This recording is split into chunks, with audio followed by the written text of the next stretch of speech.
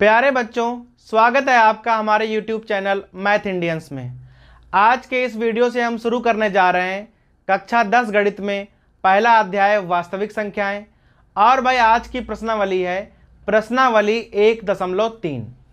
इस प्रश्नावली में हम संख्याओं को अपरिमेय सिद्ध करना सीखेंगे कि भाई जैसे √2, √3, √5 एक अपरिमेय संख्या है, तो भाई अपरिमेय संख्या कैसे सिद्ध करेंगे यह हम इस प्रश्नावली में सीखने वाले हैं। अब भाई यह प्रश्नावली बोर्ड परीक्षा के लिहाज से काफी इंपॉर्टेंट है, क्योंकि भाई इस प्रश्नावली से एक 4 नंबर का सवाल आना ही आना है। तो भाई एकदम ध्यान से देखिएगा।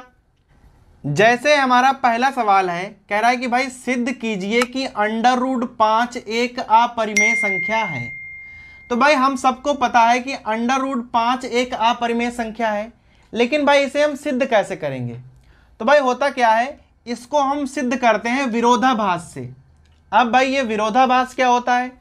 भाई अगर दिया है कि √5 एक अपरिमेय संख्या है, तो हम क्या करते हैं, हम इसका उल्टा मान लेते हैं।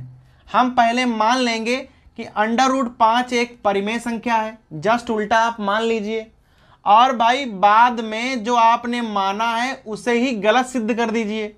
तो भाई उससे वह हो जाएगा कि यह एक अपरिमेय संख्या है। अब कैसे करेंगे भाई? वर्ड बाय वर्ड आपको ध्यान देना है। अब भाई सबसे पहले आप मान लीजिए कि √5 एक परिमेय संख्या है।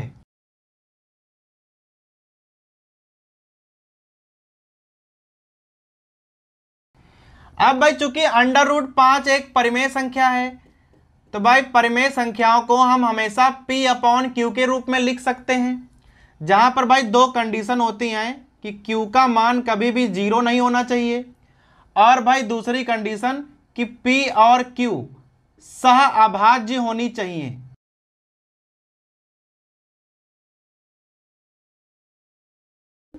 अब भाई यह सहअभाज्य क्या होता है? अर्थात अगर हम P और Q का HCF निकालेंगे तो भाई 1 आएगा।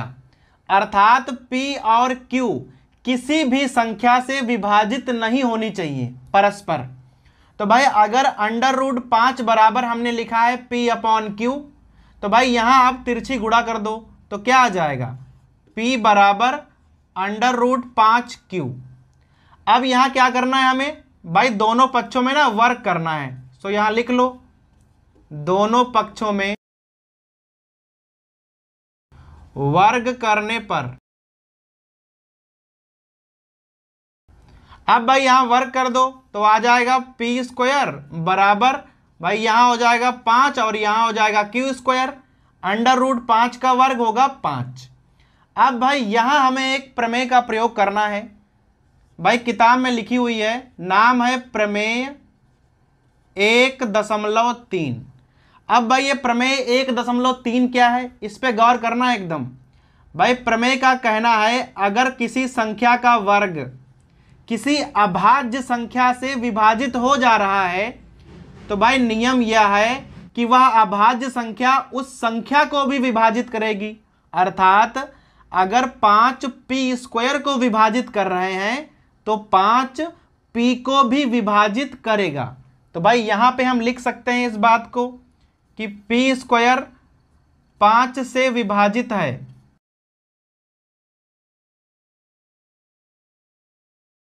अतः P भी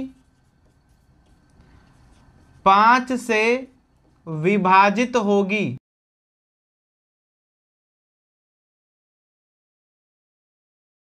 अगर भाई P² 5 से कट जाएगी तो भाई P भी 5 से कट जाएगी। ऐसी भाई प्रमेय होती है 1.3।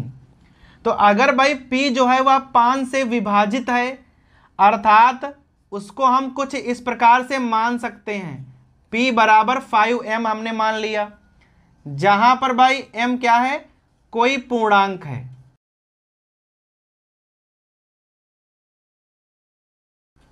भाई इस प्रकार से आप मान सकते हो कि अगर P 5 से कट जाएगी तो हम P बराबर 5m मान सकते हैं। अब भाई यहां हमें क्या करना है, फिर से हमें दोनों पक्षों में ना वर्ग करना है। तो लिख लो, दोनों पक्षों में वर्ग करने पर। अब भाई यहां वर्ग करोगे तो यहां आ जाएगा पी स्क्वायर, 5 का वर्ग हो गया 25 और भाई m का हो गया m स्क्वायर। अब यहां आप डाल लो समीकरण नंबर 1। और भाई एक चीज का ध्यान देना है कि यहां पी स्क्वायर का मान क्या है 5q स्क्वायर, जो कि भाई हमें यहां रख देना है। तो भाई यहां हो जाएगा 5q स्क्वायर बराबर 25m स्क्वायर। अब भाई दोनों पक्षों में ना आप 5 से भाग कर दो तो यहां बचेगा q स्क्वायर और भाई यहां बचेगा 5m स्क्वायर। अब जरा इस समीकरण और भाई इस समीकरण पे गौर करो, दोनों एकदम भाई एक ही तरीके के हैं। यहां हमने प्रमेय 1.3 का प्रयोग किया था, तो भाई यहां पर भी हम उसी प्रमेय का प्रयोग कर देंगे। यहां लिखेंगे प्रमेय 1.3 से अगर q स्क्वायर 5 से विभाज्य हैं, यहां लिखोगे q स्क्वायर अगर 5 से विभाज्य हैं तो भाई नियम कहता है कि q भी 5 से विभाज्य होगा। यहां पर आप भाषा लिख लो, लिखोगे भाई q स्क्वायर 5 से विभाज्य है,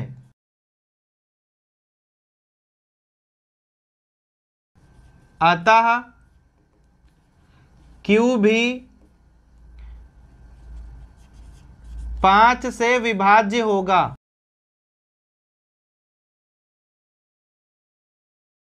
अब भाई इस वाली भाषा और इस वाली भाषा पे आप गौर करो, यहां लिखा है कि p 5 से विभाजित है और भाई यहां लिखा है कि q 5 से विभाजित है, अर्थात कोई संख्या 5 ऐसी है जो p और q दोनों को विभाजित करे दे रही है। तो भाई लिखेंगे कि p और q दोनों का गुणनखंड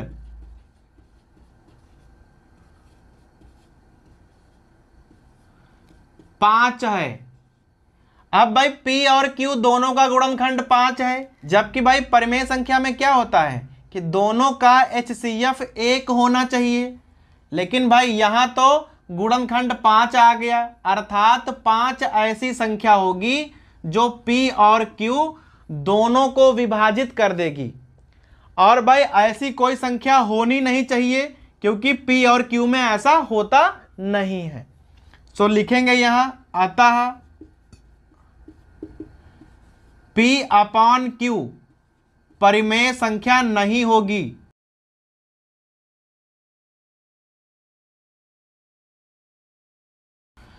और भाई p अपॉन q अगर परिमेय संख्या नहीं होगी, जबकि भाई p अपॉन q हमेशा एक परिमेय संख्या होती है, तो भाई यह विरोधाभास क्यों उत्पन्न हो गया? क्योंकि भाई हमने शुरुआत में गलत माना हुआ था। हमने यहां माना था कि √5 एक परिमेय संख्या है, जो कि भाई हमने गलत मान लिया था। तो भाई सही बात क्या होगी कि √5 एक अपरिमेय संख्या है। तो भाई इस प्रकार से हम विरोधाभास के द्वारा संख्याओं को अपरिमेय करना सीखते हैं। भाई तरीका बड़ा ही सिंपल है, सबसे पहले जो भी संख्या हो उसे आप परिमेय मान लो। फिर भाई परिमेय में होता क्या है कि दोनों का HCF 1 होना चाहिए। 2 बार वर्क करने के बाद होता भाई क्या है कि दोनों का हमें गुणनखंड मिल जाएगा कोई ना कोई। उसके बाद हम लिख देंगे कि भाई यह एक परिमेय संख्या नहीं है। और भाई क्यों नहीं है? क्योंकि शुरुआत में हमने गलत माना हुआ था, फिर भाई उसे हम सही करके यहां लिख देंगे। अब यहां से एक बात का ध्यान रखना है, अब चाहे सवाल में √5 आए, चाहे √2 आए, √7 आए, ऐसा भाई कोई भी सवाल आ जाए परीक्षा में, आपको लगाना एकदम ऐसे ही है। अब भाई मान लो √2 आ जाए तो जहां जहां हमने 5 लिखा हुआ है भाई वहां आप 2 का प्रयोग कर लो। √7 आ जाए तो जहां जहां हमने 5 लिखा है वहां आप 7 का प्रयोग कर लो। भाई तरीका एक ही है सिद्ध करने का। तो भाई आपको यहां पर क्या करना है, पूरी भाषा एकदम ऐसे ही लिखनी है, क्योंकि भाई यह सवाल हर परीक्षा में पूछा जाता है और 4 नंबर में आता है। तो भाई आपको जब भी सवाल लगाना है तो भाई पूरी भाषा का प्रयोग एकदम ऐसे ही करना है, और भाई कोई भी सवाल ऐसे लग जाएगा आपसे। अब भाई हमारा दूसरा सवाल है, कह रहा है कि सिद्ध कीजिए कि 3 + 2√5 एक अपरिमेय संख्या है। अब भाई सवाल एकदम वैसा ही है, और भाई इस प्रकार के सवाल उससे थोड़ा छोटे में लग जाएंगे। तो भाई करना हमें वही है, सवाल लगाना है एकदम विरोधाभास से ही। तो भाई कह रहा है कि सिद्ध करो कि अपरिमेय संख्या है, तो हम करते क्या है हमेशा, हम भाई करते ये हैं कि हम उसको उल्टा मान के चलते हैं। माना 3 + 2√5 परिमेय संख्या है।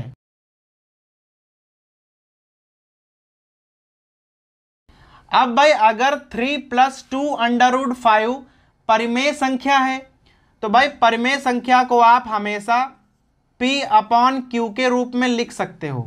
तो भाई लिख दो P/Q। अब P/Q में ना दो शर्तें होती हैं हमेशा, कि Q का मान कभी भी 0 नहीं होना चाहिए, और भाई दूसरी बात कि P और Q सह अभाज्य होने चाहिए।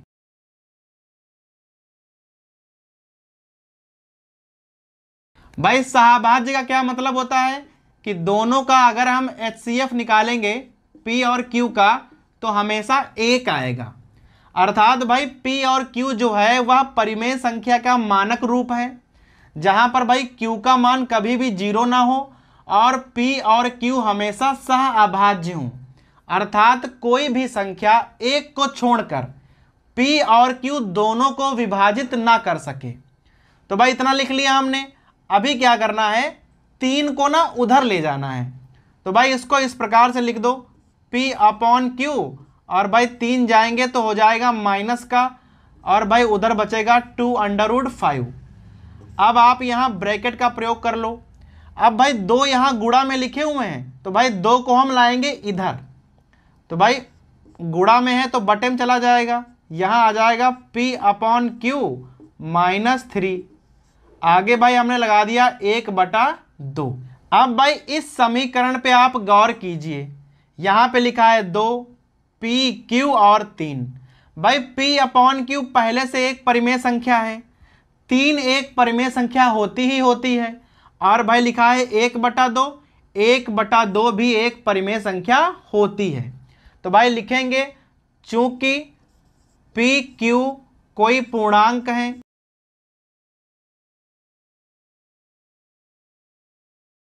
अब भाई अगर P और Q कोई पूर्णांक हैं तो 1/2 P/Q -3 एक परिमेय संख्या होगी।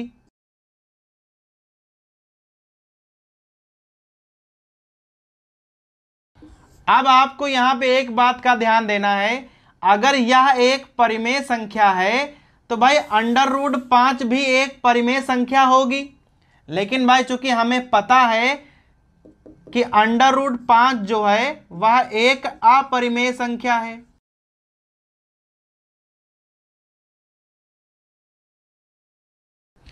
अब भाई यहां पे गौर करना है, एक तरफ जो संख्या लिखी है यह परिमेय है, एक तरफ जो संख्या लिखी है वह अपरिमेय है। भाई कभी भी परिमेय संख्या अपरिमेय के बराबर नहीं हो सकती है।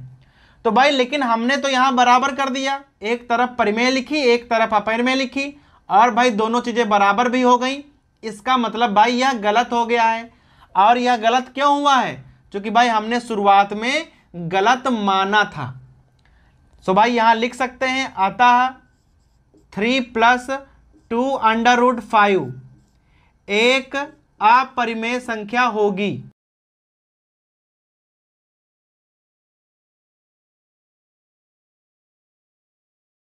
तो भाई यह हो गई हमारी विरोधाभास तकनीक, जिसके द्वारा हम सिद्ध करते हैं कि कोई संख्या अपरिमेय है। अब भाई आ जाओ आप प्रश्न नंबर 3 पे। लिखा हुआ है कि सिद्ध कीजिए कि निम्नलिखित संख्याएं अपरिमेय हैं। अब भाई यहां सवाल में 3 खंड हैं, और भाई हमें तीनों संख्याओं को सिद्ध करना है कि अपरिमेय हैं। अब भाई ये तीनों ही खंड एकदम प्रश्न नंबर 2 की तरह लगेंगे, और आपको भाई सेम भाषा का प्रयोग करना है।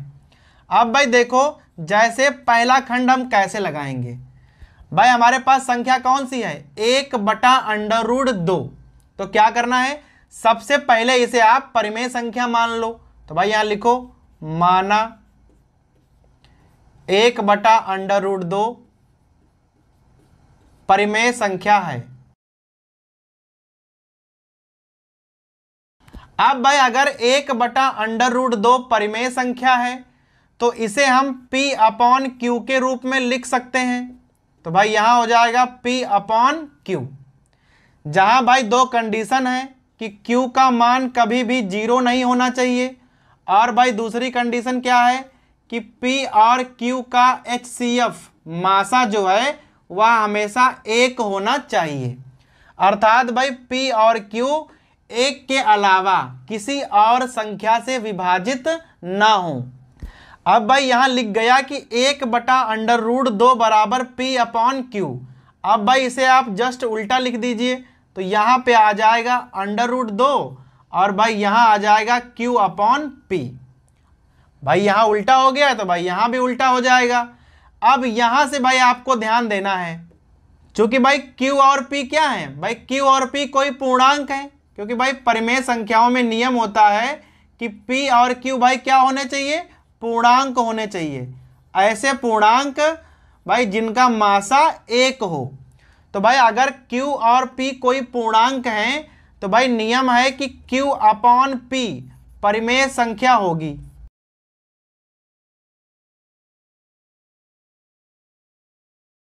इसे भाई आप यहां से भी देख सकते हो, अगर P/Q परिमेय संख्या है तो भाई उसका उल्टा Q/P भी परिमेय संख्या होनी चाहिए। अब भाई देखिए Q/P क्या है, परिमेय संख्या है, और इधर क्या लिखा है √2, जबकि भाई √2 क्या है, √2 अपरिमेय संख्या है।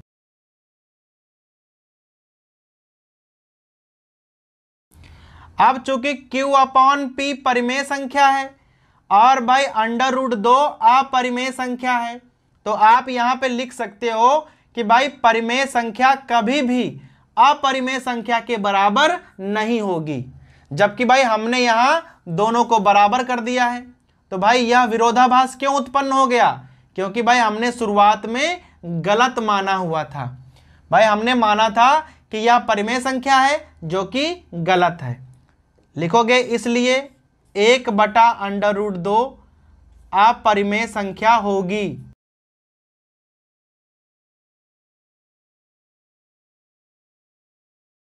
और भाई आपका सवाल सिद्ध हो गया।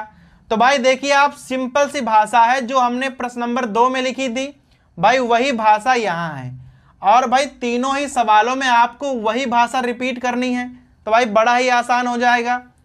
अब आते हैं हम इसके दूसरे खंड पे। लिखा है भाई 7√5। तो सबसे पहले क्या करना है आपको, भाई मान लो, माना 7√5 एक परिमेय संख्या है। अब अगर 7√5 एक परिमेय संख्या है तो भाई 7√5 को आप P/Q के रूप में लिख सकते हो, जहां पर भाई कंडीशन क्या है, भाई हर बार हमको वही भाषा लिखनी पड़ रही है कि Q का मान 0 नहीं होना चाहिए, और भाई अगर हम P और Q का HCF निकालेंगे तो हमेशा 1 आना चाहिए। अर्थात भाई कोई भी संख्या 1 को छोड़कर P और Q को कभी विभाजित ना कर पाए। अब यहां बड़ा ही सिंपल है, 7 को हम उधर ले जाएंगे, तो भाई यहां आ जाएगा √5 और भाई यहां आ जाएगा 1/7 P/Q। ऐसे भाई ब्रैकेट लगा लो। अब ध्यान दीजिएगा, P और Q क्या होते हैं हमेशा, भाई P और Q पूर्णांक हैं। P और Q क्या है, पूर्णांक हैं। और भाई 7 क्या है, 7 भी पूर्णांक है, अर्थात 1/7 P/Q क्या हो जाएगी, भाई परिमेय संख्या होगी, क्योंकि भाई सभी पूर्णांक हैं, तो यह हो गई एक परिमेय संख्या। जबकि भाई इधर क्या लिखा हुआ है, इधर है हमारा √5, और भाई √5 क्या है, √5 एक अपरिमेय संख्या है।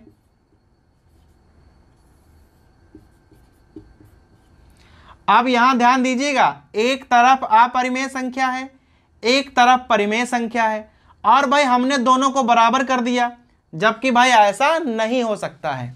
तो यहाँ आप भाषा लिख सकते हो कि एक परिमेय संख्या कभी भी अपरिमेय संख्या के बराबर नहीं होगी।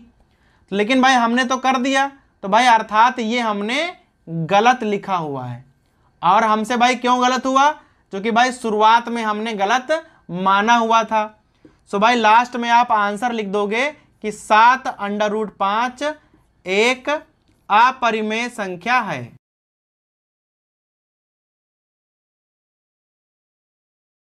और भाई आपका सवाल सिद्ध हो गया। अब आ जाओ इसके तीसरे वाले खंड पर। भाई यहां क्या लिखा है? 6 + √2। करना वही है हमें। क्या करोगे भाई?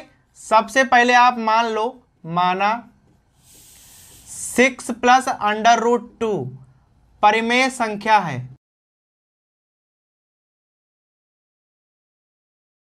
अब अगर भाई 6 + √2 परिमेय संख्या है तो इसे आप P/Q के रूप में लिख सकते हो। सो भाई बराबर लिख दिया हमने P/Q।